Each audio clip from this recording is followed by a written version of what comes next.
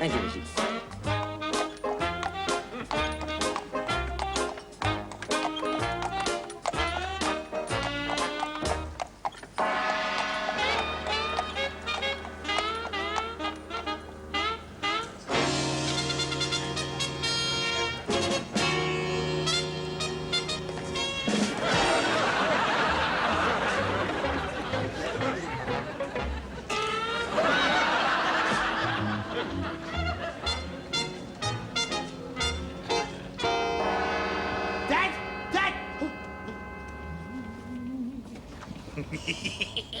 Dad!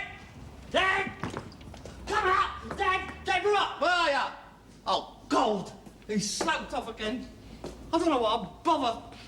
He's typical of British management, he is. 3 hours a day, 4 days a week. Last on the job, first off it.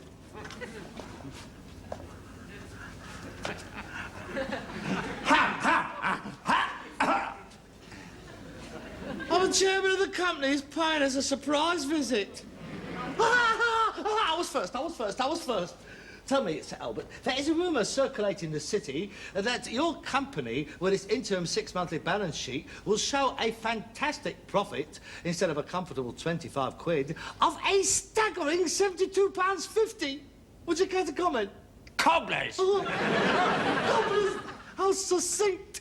How do you spell that? C-O-R-B-B-Blurs, yes, of course. Interesting.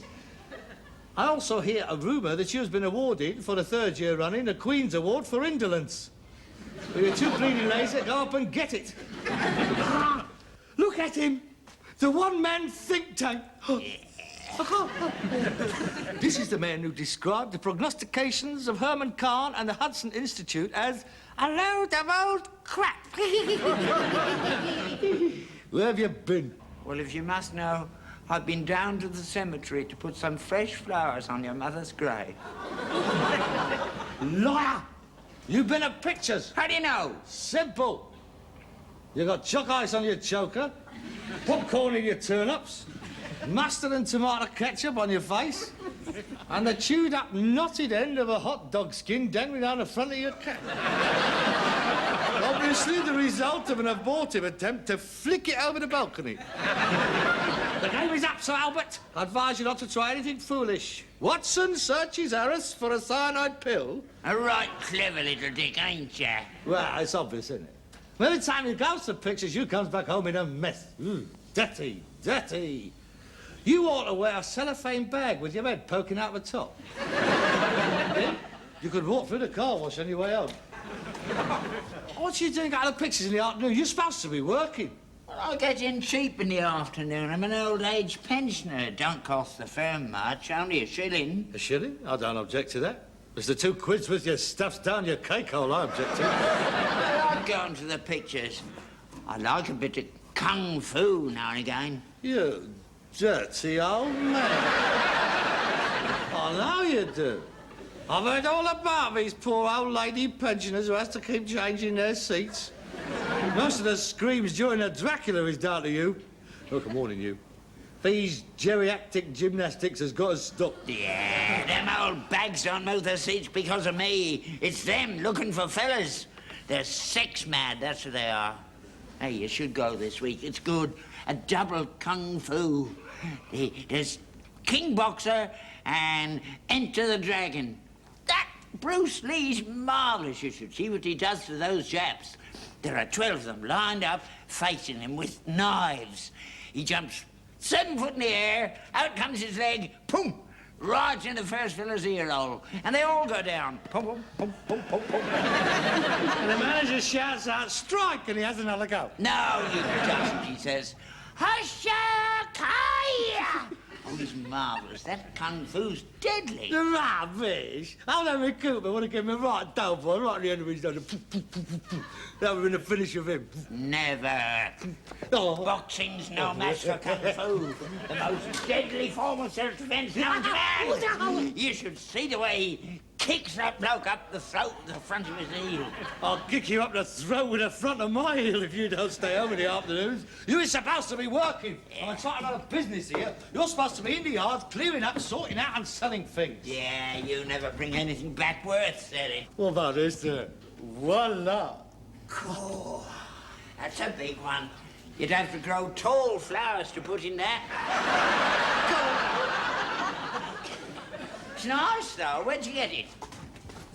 From a retired colonel and his lady. That was given to his grandfather in 1893 by the last Empress of China in exchange for 3 bottles of Dr. Collis Brown's chlorodyne mixture.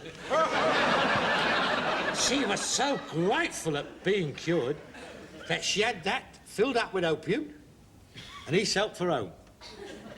When the boat steamed into Hong Kong harbour, that was empty.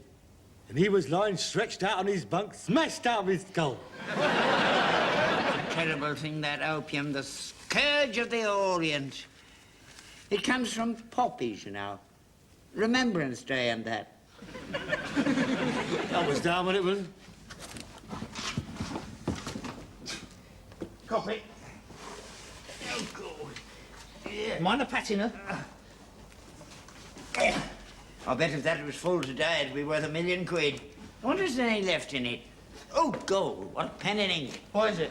I don't know, Chinese, you never can tell. 100-year-old eggs, panda poop. It could be Ming and it could be Tang. Plenty of pong. Oh. Come on, get inside. Hup.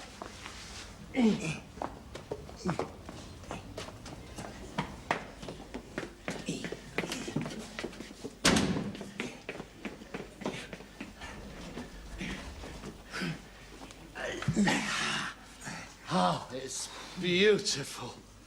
Oh, the shape. It's dead right. It's got a certain patina. Go on, get a glass. Oh, it's Chinese, all right. 17th, 18th century. Ah. Oh, God, you're right, what's... Here. Hold on. Here's something. H-A-N. Han. Han?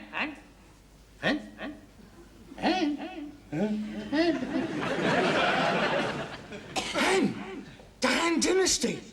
Oh, God. It's older than I thought it was. Hen, that's where that princess come from. The one in the jade suit. Oh, this could be 1,000 years old. That could be worth a small fortune. Here, hang on, there's more. L-E...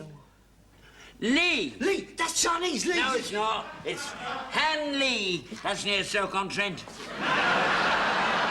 It can't be. That's ours. That's where all the Carseys come from. And the biggest bog makers in Britain up there they are. And the staffs. He said it come from a summer palace in Peking. A picture palace in Barking. That's as far east as that's been. Half full of sand to put your dog ends in. How much did it cost you? Mind our business. £1? 30 bob? Whatever it cost me, it's well worth it. I mean, it's a beautiful piece. It could be very valuable. I mean, several British porcelain factories made such pieces as this during the vogue for Chinese art, the 19th, 18th century. Slough stuff, Worcester, Chelsea. Not Hanley. Bogs they make. It didn't only make bogs. I mean, by no stretch of the imagination can that be classified as a bug. Could be a Poe. How can it be a Poe? He would have to stand up on a chair to use it, would he not? Well, it could be a Poe to go under a tall bed. Have a danger of falling in with an anti-dat, wouldn't it? Now, if anything, it is a stem ginger jar.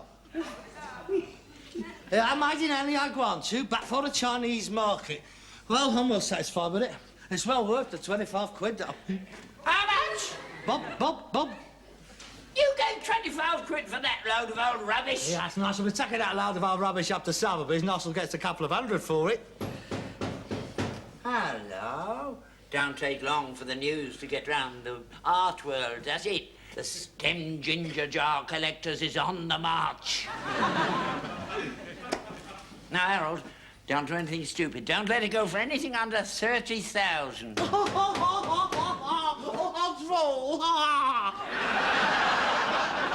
Made in Steph's. Made in Steph's. Oh, hello, Frankie. Hello, Harold. Long time no see. Not long enough for me, Frank. No, that's not very friendly, is it? You know the boys, don't you?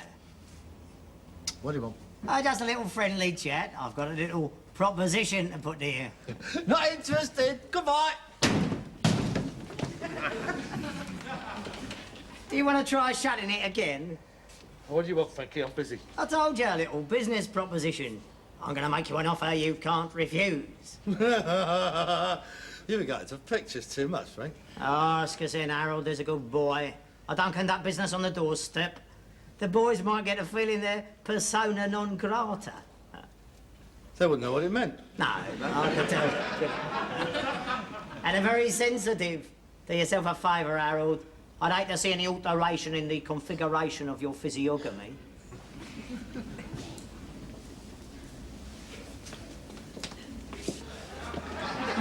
Sorry, mate. Mr. Steptoe, how nice to see you again. Yeah. Ah, what a lovely home you have. When did you get out? This morning, you didn't mind me bringing the boys round, did you? I've been regaling them about all the lovely things you have here. They couldn't wait to see them. Isn't it a lovely home, boys? Lovely, lovely. Great connoisseurs, these boys. Yes. Very appreciative they are, too. Very knowledgeable. Always got their noses stuck in country life. What do you make of this, Robin? Here! It was a plate. Hey, oh, you see, they know. Oh, yes, exquisite. Beethoven, isn't it? Eric, your favourite composer. Butterfingers.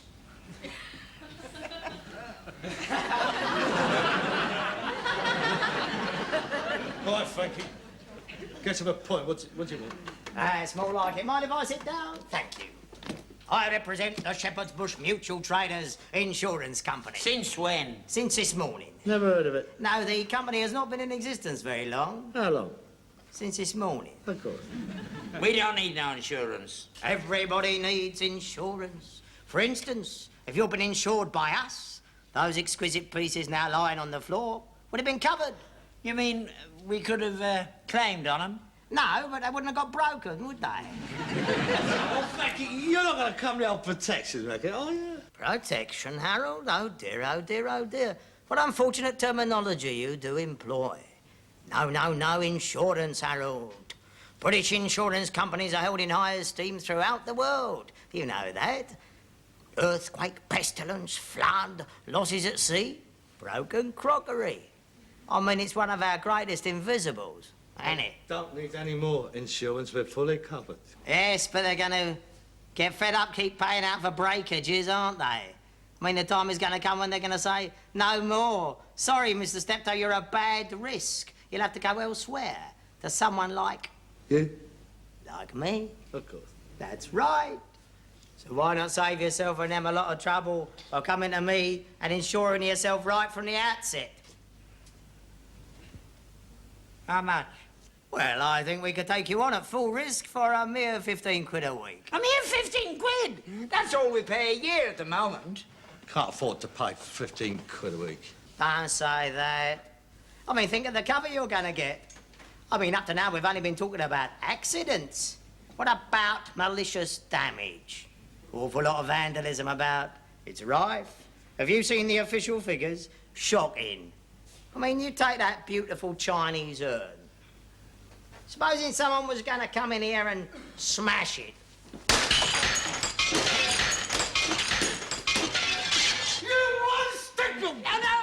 Covered. And there again, we also insure you against personal accidents. No, look! Oh! I mean, you can't let him all go out back and bone him with 2 broken arms, can you? And supposing the stable was to catch fire. Take my advice. Get the strength of the insurance companies round you. Just sign there, would you? Mr. Steptoe.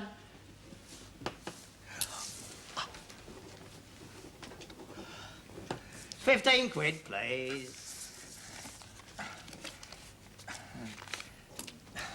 Plus a VAT.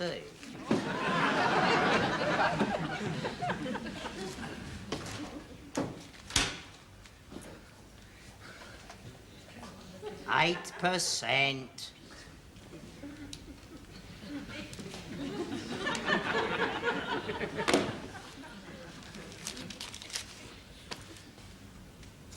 Will you sell for a quid? Sure.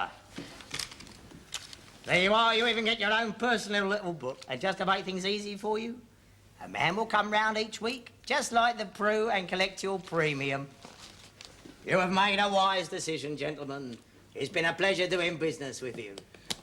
Come, Eric, Robin. We have other calls to make before we can call it a day.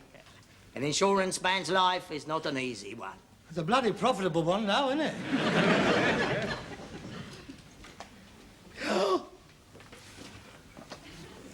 Oh, and by the way, in case you're thinking of complaining to the authorities, the Shepherd's Bush Mutual's fee days are completely boner, having been lodged with the Board of Trade. And such complaint might well result in the loss of your no-claims bonus, together with your horse. Good afternoon.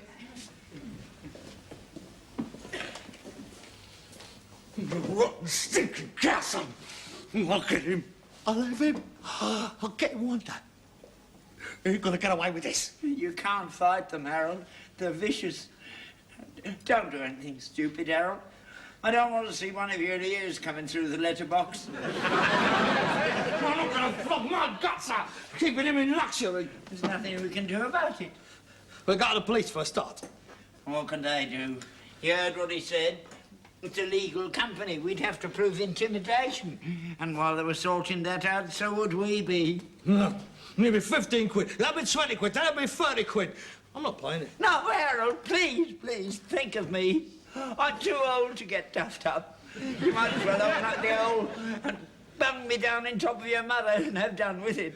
Well, we can't just sit back and do nothing. Here, how about, let's go round the district. Now, we'll get all the traders together, what he's threatened. We form a defence committee. The old drumline vigilantes. We could fight them. No, you can't rely on them round this way.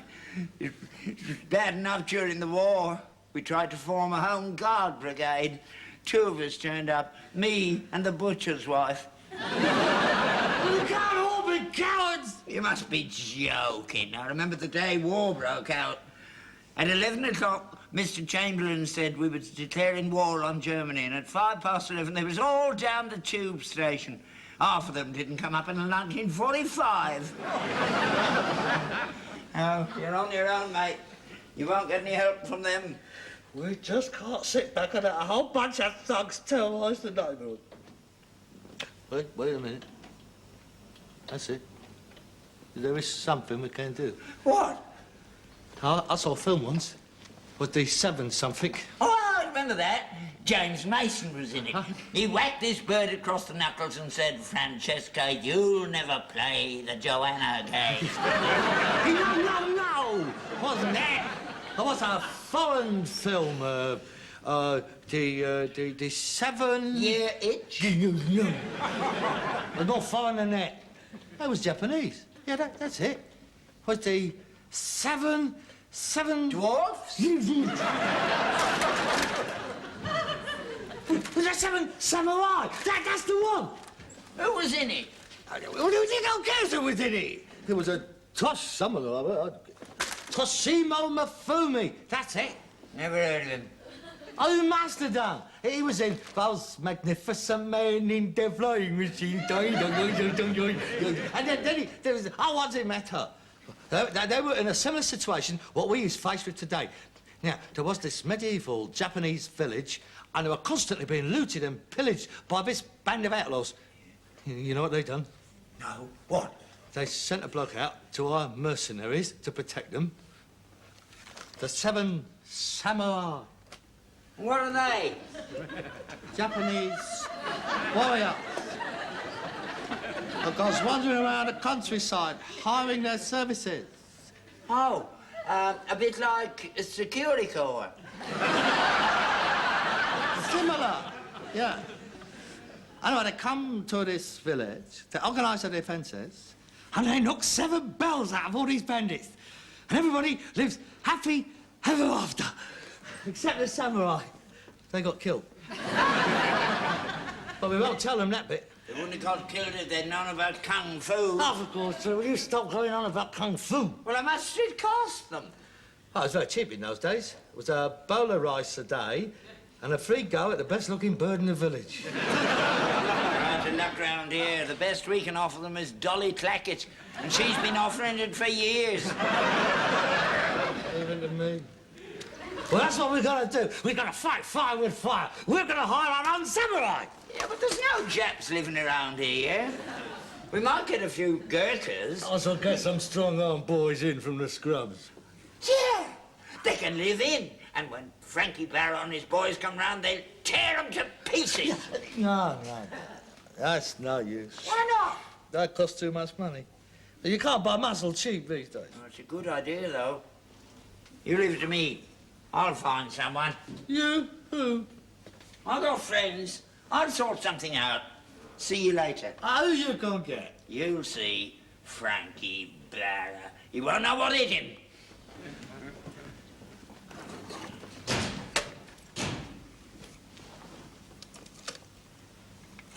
Hen. If I could find Lee, that'd be a star.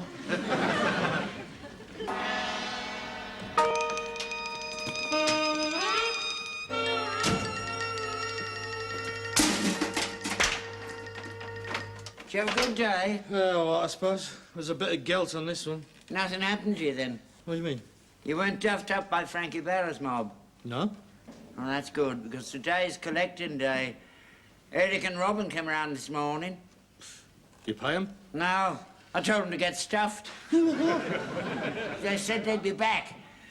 Team-handed and do the old place over. Oh, well, that's it then.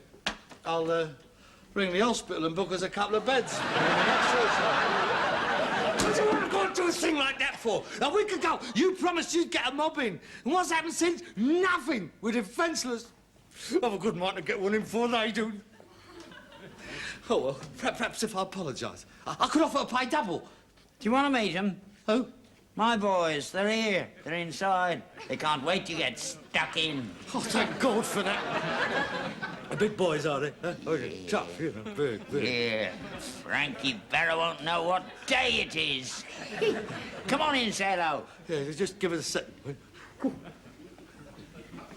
Lads, I want you to meet me son.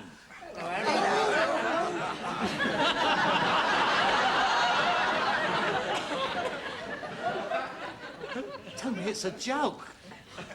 That's their grandfathers, isn't it? That's them. That's my boys, the Magnificent Seven. There's no use. Why not? But we could... Well, he's older than you are, for a start. I'll go ring the police. Arrow. Too late. They're here. Arrow, come out to fly. Hello, Frankie! It was a big mistake. Yeah, there's certainly been a mistake, Harold, a very silly one. Yeah, well, you see, it was my father, and I could have I'll pay double. Yeah, I'd like to oblige you, Harold, I really would. Unfortunately, your silly old father put it around the bush that he told me to get stuffed, you see. So I'm afraid he's left me no room for manoeuvre. Would it be a restitution if he was to apologise? Well, I am normally in favour of a flexible response. Oh, good. But I'm afraid this is going to have to be the big one. Oh, God. To sort of put en corrige les autres. I thought we had an entente. Starting a stable, lads. Maximum damage. I wouldn't do that if I was you. It's all right, Harold. We've been taking lessons. In what? You'll see. Need a need. Need a need. Come on, Snow White, let's get stuck.